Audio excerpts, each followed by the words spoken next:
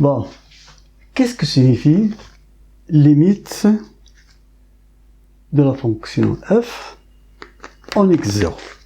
Bon, x0, un nombre, par exemple, là. Ça c'est x0. Bon, qu'est-ce que signifie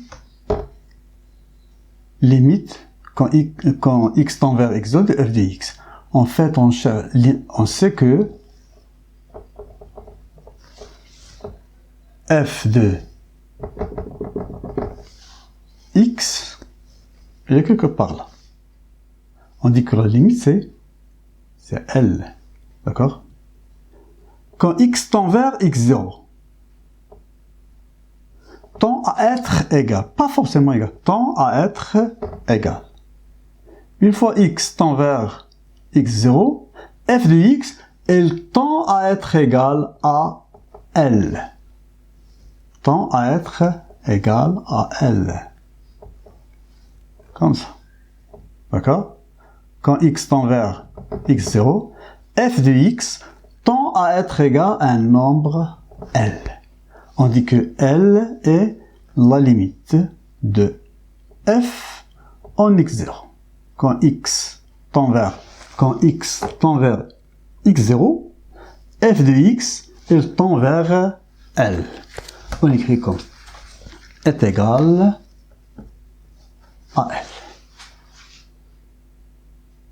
C'est ça? La limite. D'accord? Quand x tend vers x0, f de x, elle tend à être égal à L. X, elle est là. Dans cet intervalle-là. D'accord? F de x, elle est quelque part là. Quand x tend vers x0, f de x, elle tend à être égal à L. C'est le principe de la limite. D'accord? Limite d'une fonction. D'accord? Exemple, limite.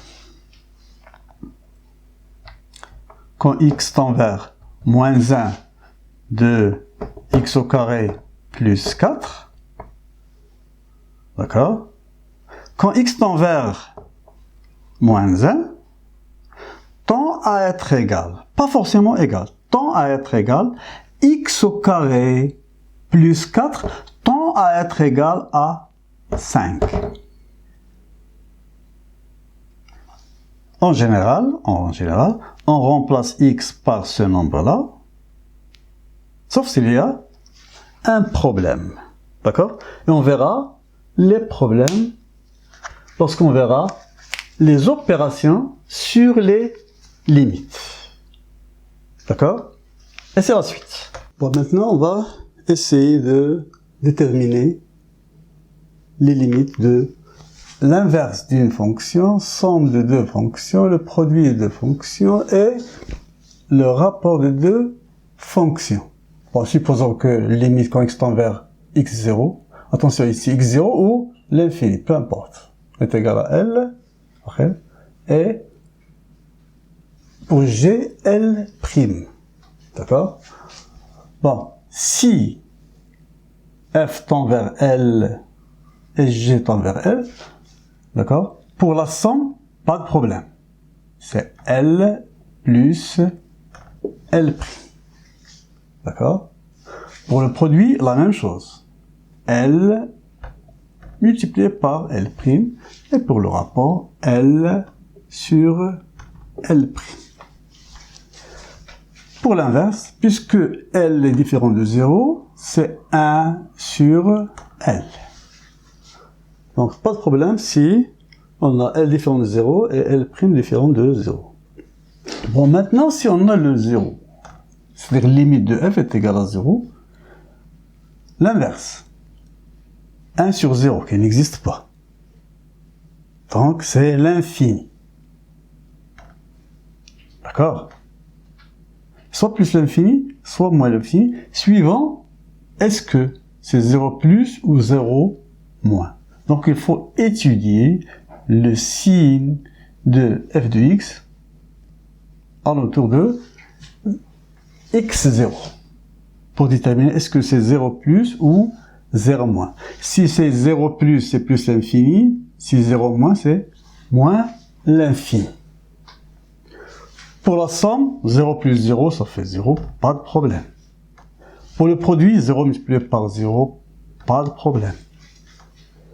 Et pour le rapport, 0 sur 0, on peut rien dire.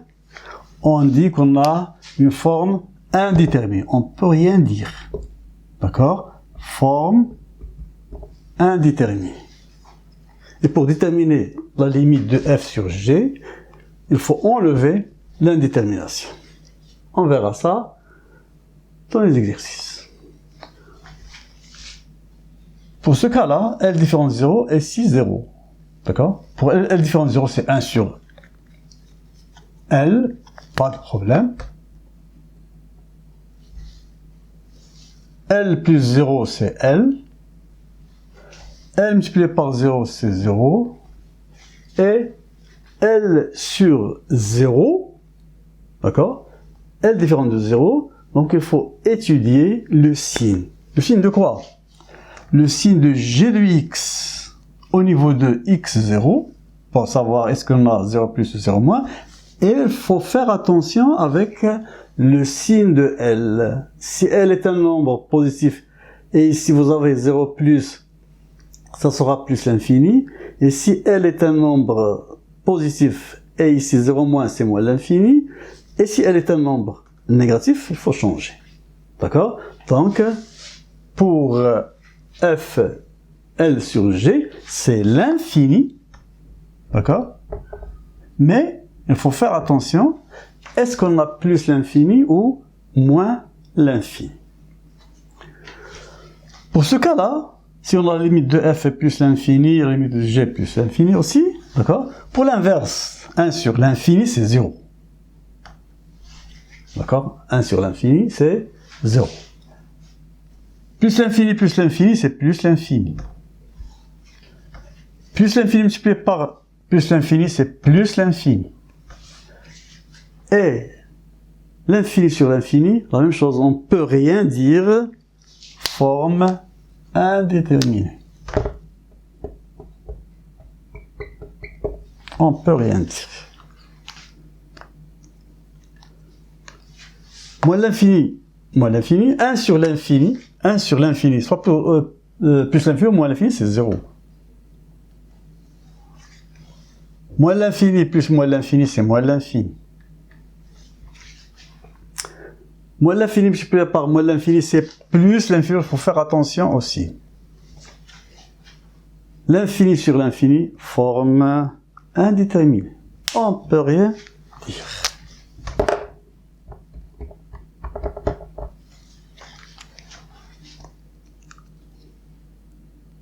Plus l'infini, 1 sur plus l'infini, c'est 0, on m'a dit. Plus l'infini, moins l'infini, forme indéterminée. On ne peut rien dire. Forme indéterminée. Plus l'infini multiplié par moins l'infini, c'est moins l'infini. Et plus l'infini sur moins l'infini, la même chose, je peux rien dire. Forme indéterminée. 1 sur 0, c'est l'infini. D'accord? Est-ce que c'est plus l'infini? C'est comme ici. D'accord? Ça dépend du signe de f en autour de x0. Si c'est 0 plus, c'est plus l'infini. Si c'est 0 moins, c'est moins l'infini. L'infini plus 0, c'est l'infini. Si c'est plus l'infini, c'est plus l'infini. Si c'est moins l'infini, c'est moins l'infini. Le produit 0 multiplié par l'infini. Bon, la même chose, je peux rien dire. Forme indéterminée. Et 0 sur l'infini, c'est 0.